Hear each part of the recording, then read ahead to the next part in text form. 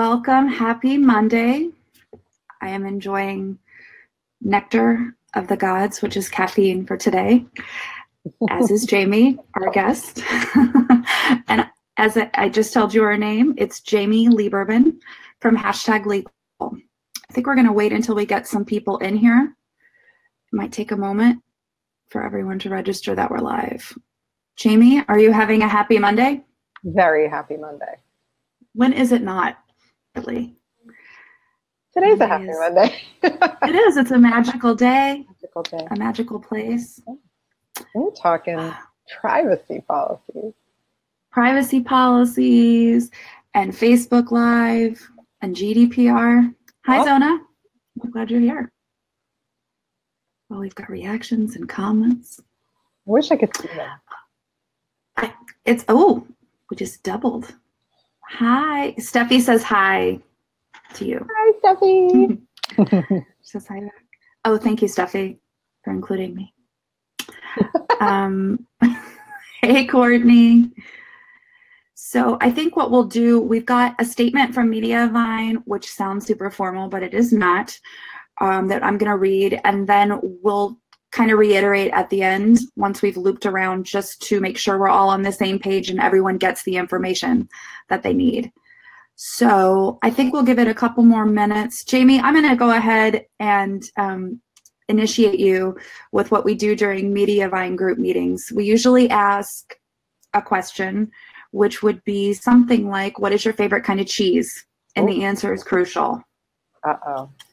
Yeah, so I have to answer it's a lot of pressure. Is that my question? What is your favorite kind? That's your question right now. I have never met a cheese I didn't like. Which is why we are so close. This is a tough one.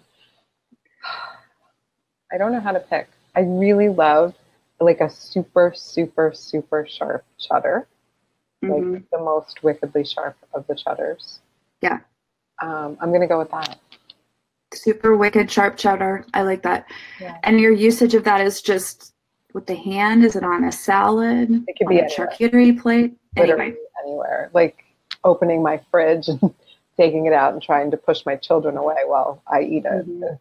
Usually how it's nothing as civilized as a charcuterie. Get away from the cheese. I wish it was. They have like radar. Of course. Appears and they're like, where's the cheese? Where's the cheese? My giving birth to mice. I have cheese that depends upon my specific usage. Like I love a crumbly goat cheese, but that's not something like you can publicly eat with your hands without shame. So it depends. Like a sharp Gouda. Oh, that's good. Smoked Gouda is a good one for like public consumption. But goat cheese on a cracker is hard to beat when I'm alone and free to be me. I know. I'm sorry. Sorry, everyone. It's lunchtime. Okay. Again, welcome. We are here with Jamie Lieberman of #Legal, and we are talking all things GDPR. And to start out with, I'm going to just talk a little bit about how Mediavine is going to be facilitating compliance for everybody going forward. And then we'll have Jamie explain, because she's wonderful at detangling the legalese. And then we will take some questions.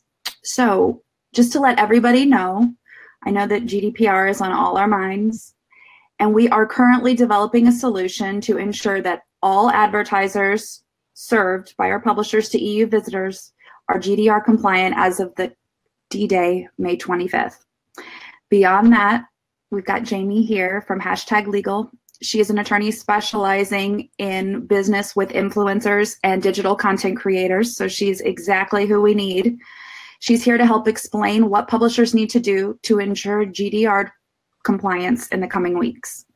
So basically, we're building a custom solution to ensure that explicit content is granted by our EU users before any Mediavine ads are viewed. And that's the hard part. Don't be worried.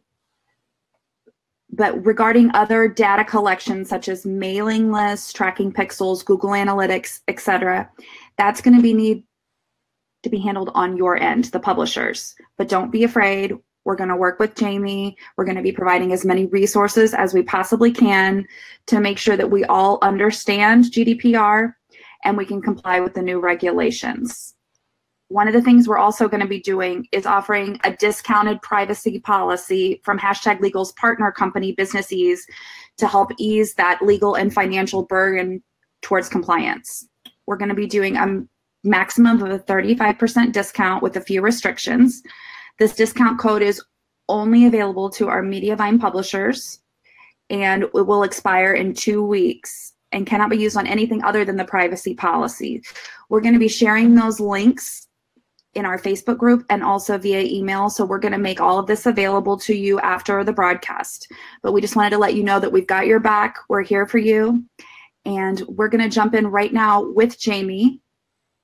Jamie, will you go ahead and give us, in a nutshell, GDPR, please? Wow.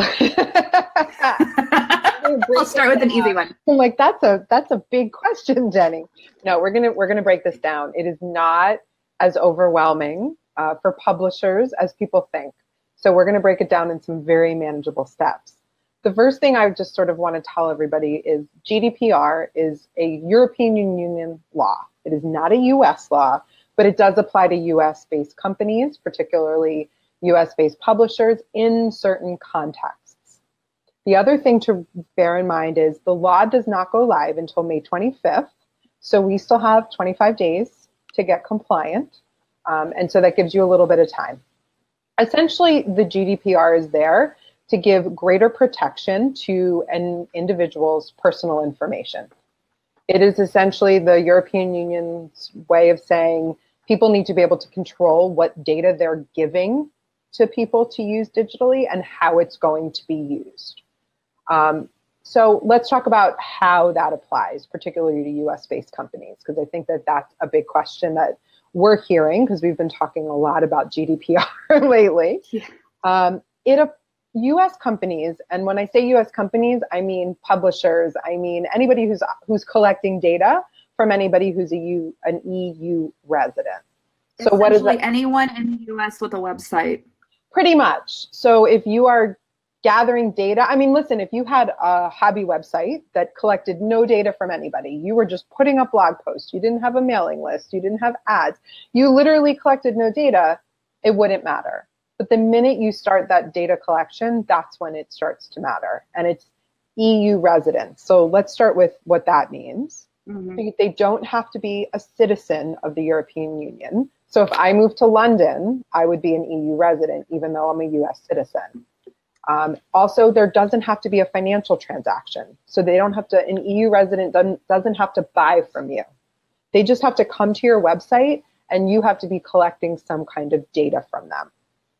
So there's two ways that the GDPR sort of thinks about how data is dealt with.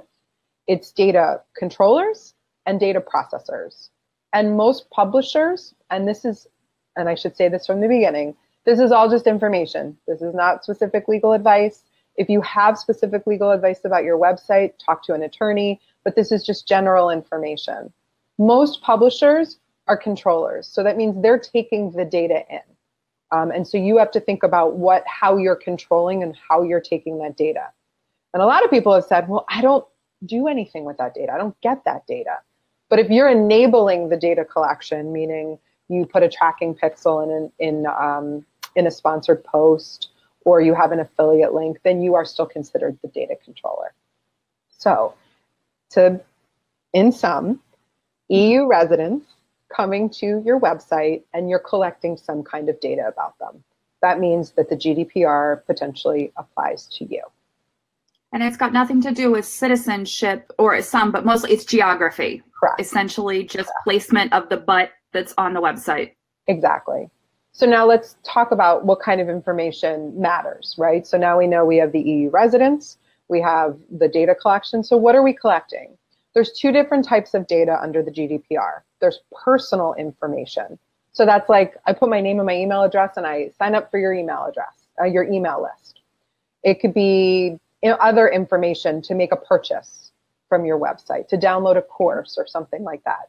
It can also be an IP address on your computer. It could be your location. It could be, if you're on mobile, device information. So those are still considered personal information. It's just not that data collection where I'm giving you my information. It's also information that you may be taking from the user. And presumably everybody here has a privacy policy anyway, because you have to. So you should already know what data that you're collecting. The other piece, and that's the majority of publishers, the other piece is what's called sensitive personal information. That is ethnicity information, political opinions, genetic information. That information isn't something we're really going to touch on. If you do collect that information, I would definitely recommend talking to an attorney about that to find out what you need to do, because there are some special considerations for sensitive information. But I think we're best to focus on personal information because that's what most publishers are collecting. So, great. EU resident, collecting data, collecting types of data. So what does it require? What does the GDPR require? That's usually the next question. Have I read your mind? I think that's a good place to go. Okay. So GDPR requires strict consent requirements. That means consent must be explicit. So, whoa. I know, explicit consent. Everybody is asking about that question.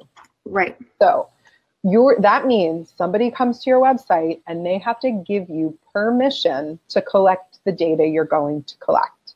Okay. So it must be voluntary, specific, unambiguous, no legalese, which makes me very happy because I do not like the legalese. I don't know anyone that's like, legalese is my favorite. So you can't, in the past, a lot of companies would redirect users to 55-page terms and conditions that nobody read, and clicked a box. It doesn't work that way anymore. These have to be very short, succinct statements. So that's really important. The other important thing to remember is parental consent under the GDPR is now for anyone under 16. So if you are collecting data, because in the US, you're not allowed to collect data from anyone under 13, and you need parental consent for anyone under 18, so that 2-year difference changes. That may not make a difference to many publishers, but it's something to just be aware of, that under GDPR, it's 16. Strict privacy settings actually should be automatic. So the user, if for some reason you give them access to a dashboard or something, you can't make their privacy settings anything but the most strict, and they can't have to go in to make them stricter. So the maximum allowance for security and privacy that you can give a user, you have to be automatically give to them. So what I'm hearing from you, which sounds different than what we can do here in the US at this time, which is subject to change at any moment, is that it can't be latent permission. People can't just have something existing on their website that they give consent by being there because you have a privacy policy living there. It needs to be an action that is taken in the moment and is a positive action. I'm clicking this button. Yes, it cannot even be a pre-checked box. The user has to affirmatively check to give the consent.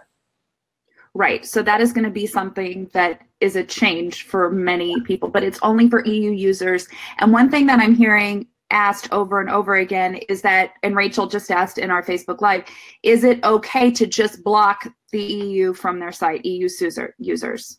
There's nothing preventing you from doing that. I don't know that it's necessarily necessary to do that, but there's no rule that says you have to allow EU residents to come to your website. If that's the choice you want to make, then it certainly is a choice you can make. I think compliance is going to be a little bit easier than people think. So maybe before making that decision, we're going to give you a list of things you can do in order to make your website compliant. So maybe once you see that, you might think, oh, it's not as bad as I thought.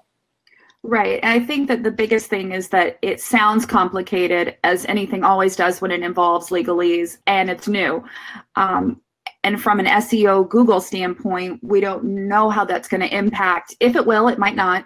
But choosing to block off the EU from your site. So we're not sure what that is. So I think let's be positive and look for ways towards compliance as opposed to ways to, and we also don't know when this might become a thing in the United States. So being proactive about this. Yeah, I wouldn't be surprised if there's some move at some point soon to start making, because privacy is not very uniform in the US. The reason why we have to have privacy policies is because the state of California mandates them. And so pretty much you'd have to block all users from California to not have a privacy policy. Yeah, you don't want to do that. No. So maybe talking a little bit about the steps on how to comply. There are other things to worry about with GDPR about the certain rights to data, and we can go back to that. But maybe it might be good if we start with the checklist of things to do. I think checklist would be action items are our favorites. I thought so. Okay, so the first thing you want to do is you just want to audit your website. So go in, start a spreadsheet, start a Word doc, a Google Doc, whatever is easier, and figure out what data you're collecting. And I would do this not just for EU residents, I would do this all around, because you want to make sure that your privacy policy says all of this. Because even though we don't require explicit consent in the US, it is required that you tell your users how you're collecting their data, and what you're doing with it. So it is important to have this understanding. And I actually think it's a really good time to just sort of do a checkup on what third-party applications you're using, how they're collecting that data, what happens if there's a breach of that data. It's always good to have knowledge. And you just have to ask. Ask all of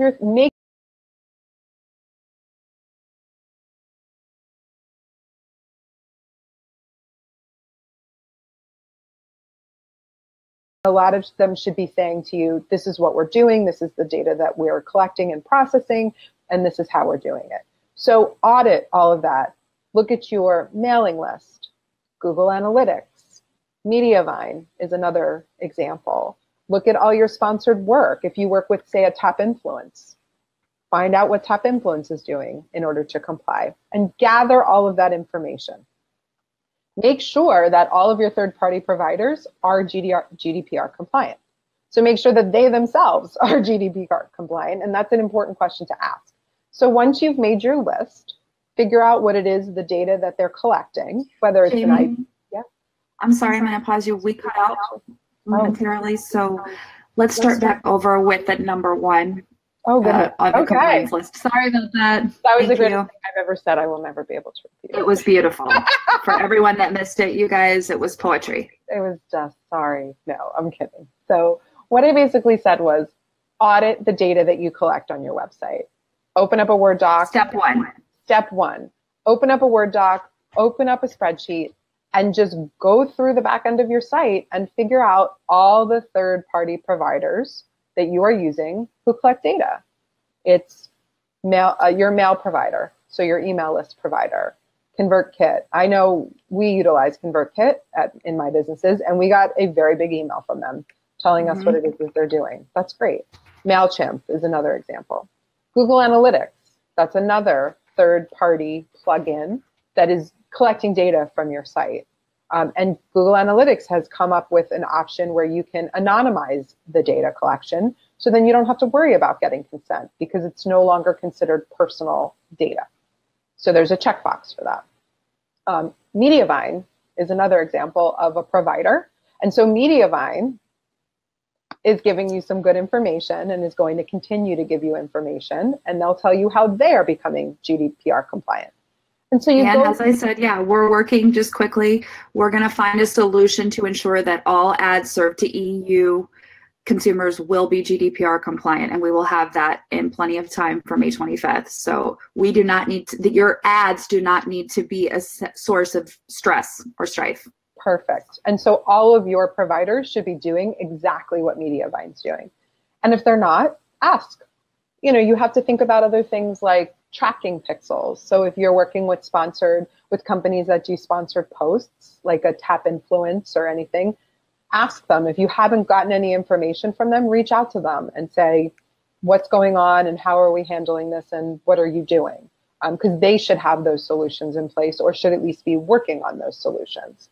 So once you come up with your whole list, find out who they are, and then know what they're collecting. And so then once you know what they're collecting, if you can figure out where who is collecting potentially from EU residents, then you need to find out if they're going to give you any kind of solution that'll enable you to get that consent. So in your mailing list, or for my mailing list, for example, it will be something that ConvertKit gives to us that will enable us for it to pop up before an EU user comes on, and we'll segment between the two.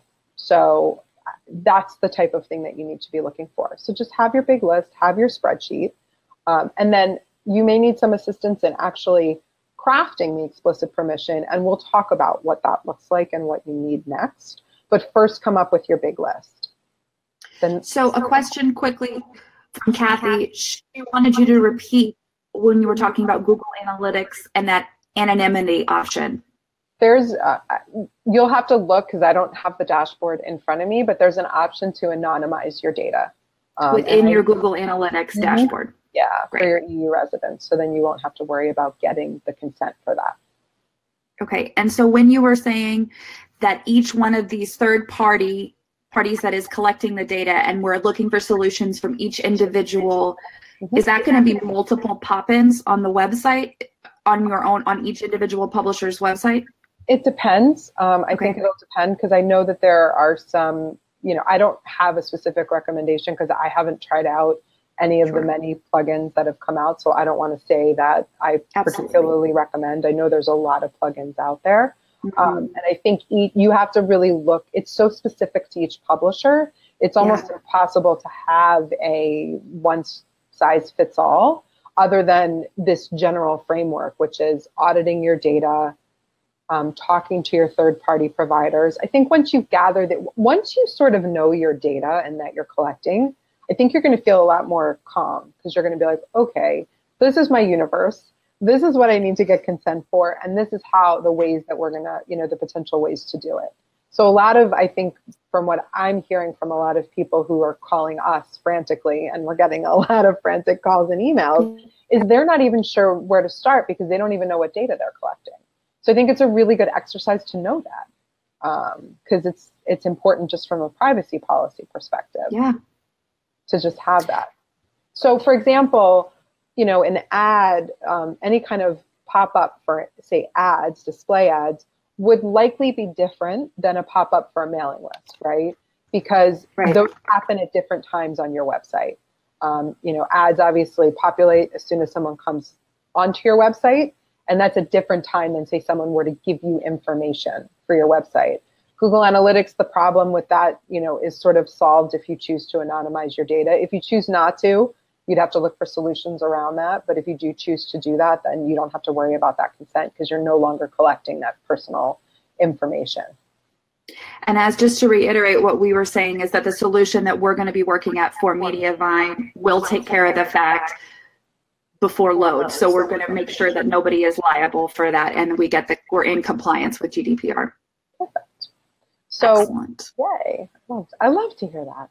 So then you presumably go back, you talk to all your third-party providers, you check on their websites. There's a lot of, I'm sure everybody's getting in their inbox, like, our privacy policy is updated, this is updated, there's a lot of information in there. So if you missed it or you deleted it or you weren't even sure what to look for, go back. There's a lot of help. There's specific GDPR pages on a lot of these providers that are giving information out. It is that your third-party providers need to make sure you are compliant because you're kind of like ground zero for collection of the data. So it's really important that as publishers, your third-party providers are helping you to make sure that you are able to get that consent for them because they're relying on your consent, many of them. And so it's in their interest to make sure that you know how to get that consent properly. Jamie, can you maybe give us some examples of questions to go and ask those third-party providers if we're not sure, if they're not giving us a ready-made solution or providing that information automatically? Yeah, I would ask them what data that if you don't already know, ask them what data you're collecting, what you need to ask permission for, whether it's an IP address, whether it's location data, whatever the case may be. You need to ask them who to get in touch with if someone comes to your website and asks to be what's called forgotten or removed. You may not have access to some of that data, so you'll ultimately have to pass that along to your providers if someone does ask, because that is one of the rights. We haven't touched on it yet, but that in the GDPR is EU residents have a right to be forgotten, meaning their data is completely deleted from your servers or moved from yours or your third-party providers elsewhere. And you For some of your third-party providers, you won't be able to do that because you don't have actual control or access to some of the data. So you need to just know who to get in touch with if someone does happen to ask for that. And I would just ask them if they have any solutions or if they're what support they're providing. That's a great list of questions. Okay, so Andrea asked us, and I'm not sure about this, and I don't know if you are either, but if we anonymize the Google Analytics data, what functionality will they lose? That I can't answer, unfortunately. I didn't think so. I'm just a lawyer. Should they Google it? Yeah. Just throw that out there. Sorry, had to do that. Andrea, yeah, I would just recommend going to the Google support and asking there. I'm not sure about the functionality, but it sounds like using that function is a quick and easy way to at least check Google Analytics off the list for now. Mm-hmm. Okay, so Jamie, let's go to our next spot on the list. Where do we need to go next? We've audited, we've gone through our plugins, we've potentially gone and discussed with our third parties. Now what? Now we have to get our consent. Okay. So to obtain your explicit consent, it has to be before the data collection. So that's important. And it has to be a clear statement of consent. So it is a positive opt-in like we talked about. And in that, you need to explain why you want the data and what you're going to do with the data. Okay. You also have to explain how they can withdraw consent or refuse consent. And it's really important. You cannot condition consent on service. So you can't say, if you don't consent to my collection, you can't go on my website. Okay. And so the other really important thing with consent is it has to be a separate line for every single type of data collection. So, for example, if you use a lead magnet and you send somebody to a landing page and they need to put their name and email address to get a download from you, you can't then automatically add them to your mailing list. You shouldn't do that anyway, but people do. Now you need two lines. I consent to give you my data so I can get this download. I consent to give you my name and email so I can be placed on your mailing list. It's two different consents, two different ways you're using the data. So we're just really itemizing, specifying, and needing a positive physical click for each individual thing that we're collecting, for each individual piece of data and usage of it. Yes. Excellent. Yep. Exactly. Okay, so we're getting our data. I have a feeling we are nearing the privacy policy area. So that's the last piece, is you need to make sure you have a privacy policy. And everybody should have one anyway, so this shouldn't actually be anything much different. You just have to make it a little bit more specific. So if you don't have a privacy policy, then make sure when you get one, you get a GDPR compliant one. If you do have an existing privacy policy, get it updated so that it's GDPR compliant. And that is just going to have bigger explanations of what's happening with your data. Whereas before, there were more general explanations given. Now, much more specific explanations are required. And as we just talked about at the beginning, we're having our awesome lawyer, Jamie, and she is, through her other company, Business Ease, going to be offering a 35% discount on GDPR compliant privacy policies for Mediavine publishers only.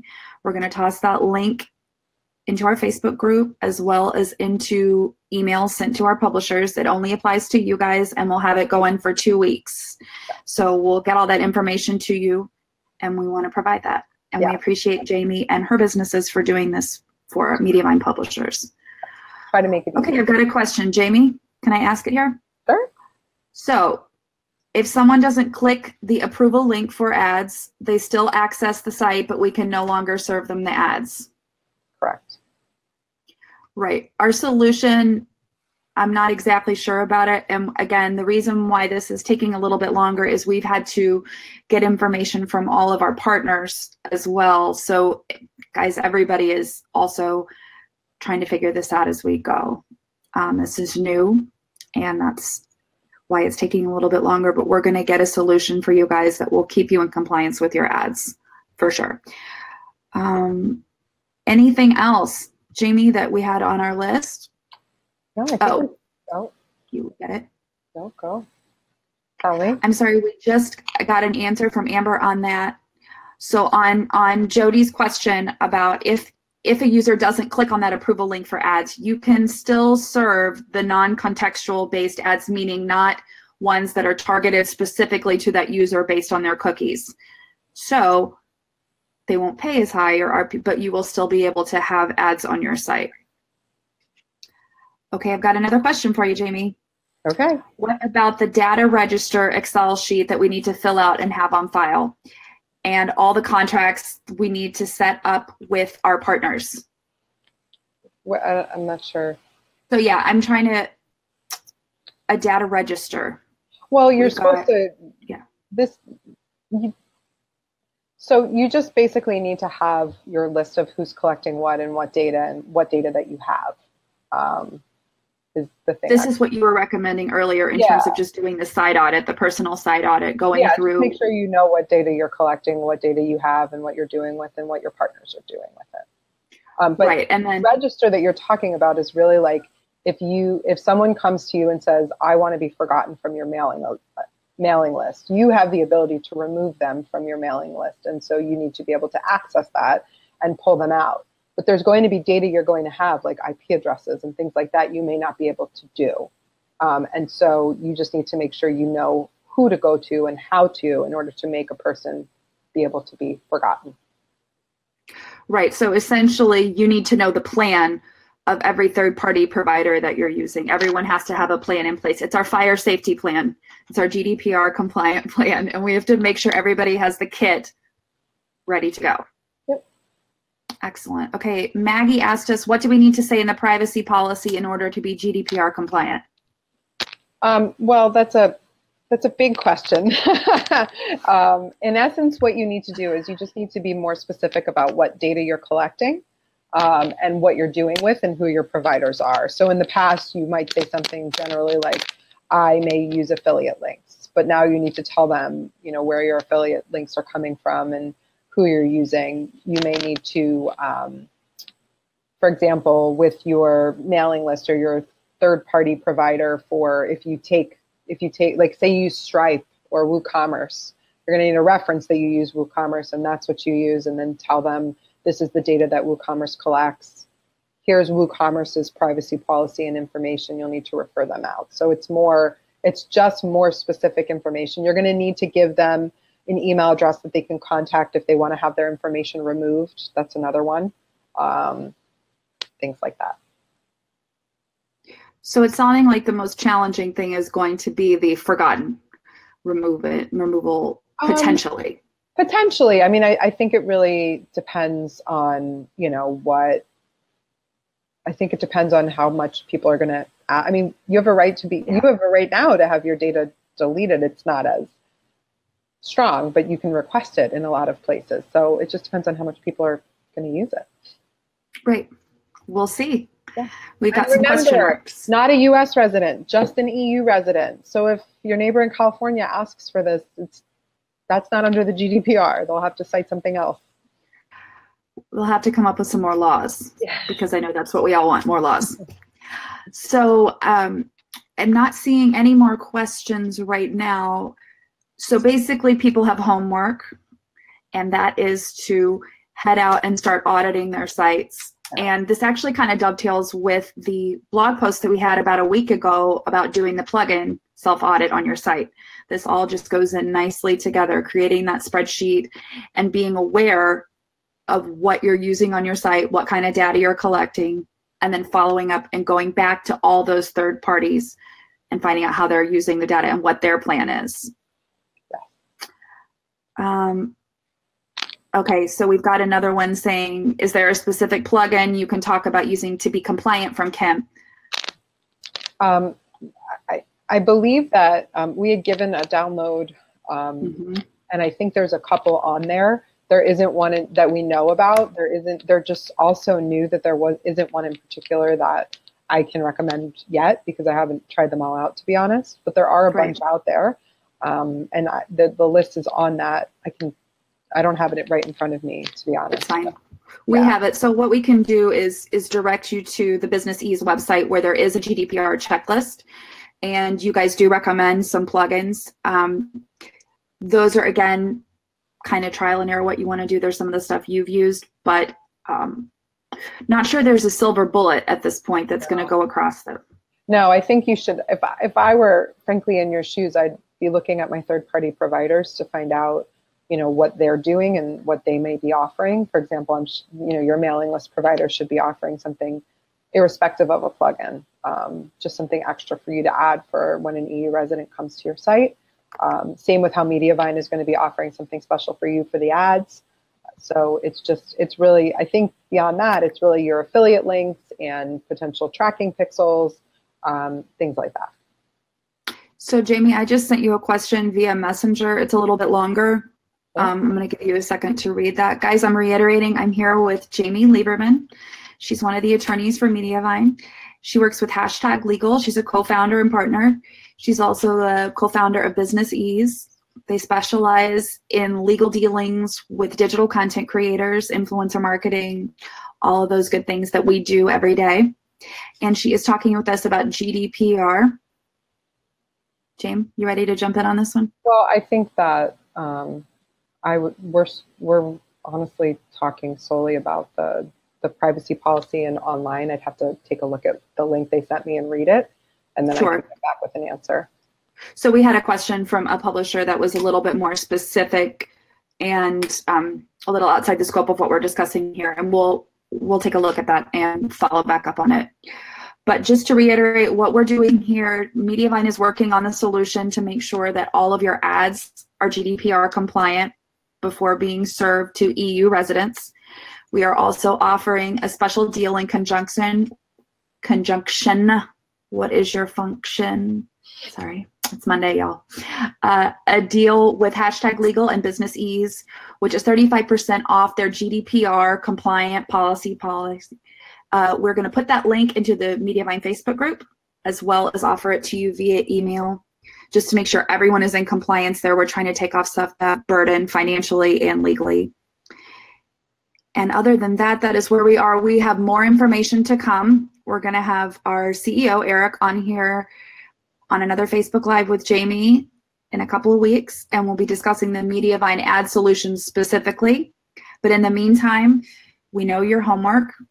You need to go audit your site, figure out what your third-party plugins are collecting, what kind of data it is, and how they're using it, and get the plan from them. What is their plan for this data? Anything else, Jamie? What am I missing? No, sounds good. I mean, if people have questions, they're welcome to reach out to us. If you have, a unique business need or something you're not sure of, I'm happy to, see if we can assist you in any way. I think the best thing to do is to ask. And to also be proactive here is what I'm hearing from the experts. It's not fun necessarily, but it's time to jump in and really start finding things out. People don't like terms and conditions. I don't understand. I don't know why we don't just talk about that more. I mean, glasses of wine and cheese. Cheddar or goat cheese. Cheddar, some Gouda, some goat, some T&Cs. Sounds like a blast. All right, I think I might have. Yep, so we, as I just said, we're going to have that other Facebook Live coming up soon. We'll give you the dates on that with Eric and Jamie discussing our solution for your ads to keep you in compliance with GDPR. Any questions, you're going to go to #Legal or Business Ease to talk with Jamie, and we're going to supply you with the links to that privacy policy and the special for Mediavine publishers. Thank you so much for being here with you guys. Thank you, Jamie, for being with us. We sure appreciate your expertise. You got it. Everybody else have a great week. Bye. Happy Monday. Happy Monday.